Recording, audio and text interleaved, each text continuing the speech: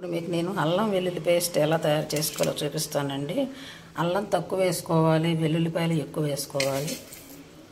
Mixie జార్లోకి అల్లం వేసుకొని ఎప్పటికప్పుడు చేసుకుంటే మంచిదండి. కాకపోతే ఏంటంటే మనకి ఇది అలవాటు అయిపోయింది కదా, మానాలంటే చాలా కష్టం. చాలామంది మిక్సీలో వేసి నెలలు పెడుతూ ఉంటారు.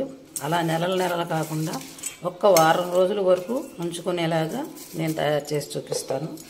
ఇప్పుడు ఈ అల్లం వెల్లుల్లి మొత్తం మిక్సీలో వేసుకోవాలండి.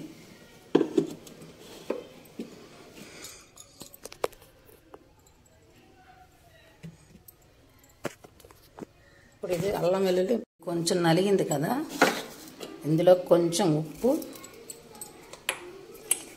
కొంచెం పసుపు, చిటికెడు, ఎక్కువ వేయకూడదు, పసుపు.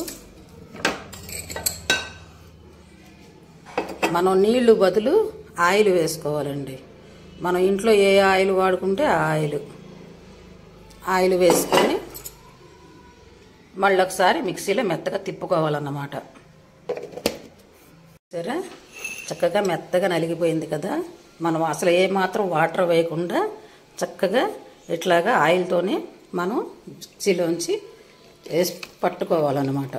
ఇలా పట్టుకొని చక్కగా మనము ఇలాగా జార్లో తీసుకొని మూత కొంచెం గట్టిగా ఉండేది గాజు కంటైనర్లో పెట్టుకొని చక్కగా ఇలా క్లోజ్ చేసేసి ఫ్రిడ్జ్లో పెట్టుకున్నామనుకోండి, ఇది చక్కగా వారం రోజులు ఉంటుంది. వాసన ఉండదు. నేను బ్యాడ్ వాసన అనే ఆ వాసన ఉండదు. ఒక వారం రోజులు సరిపడగా ఇలా చేసుకున్నారనుకోండి, చక్కగా పేస్ట్ మనం అప్పటికప్పుడు దంచి వేసుకున్నట్టే ఉంటుంది. ఇలా ట్రై చేయండి. ఈసారి అల్లం వెల్లుల్లి పేస్ట్ చేస్తే కనుక ఇలా ట్రై చేయండి. ఓకే, నచ్చిందా మీకు? నచ్చితే ఇలా చేసుకోండి. Thank you.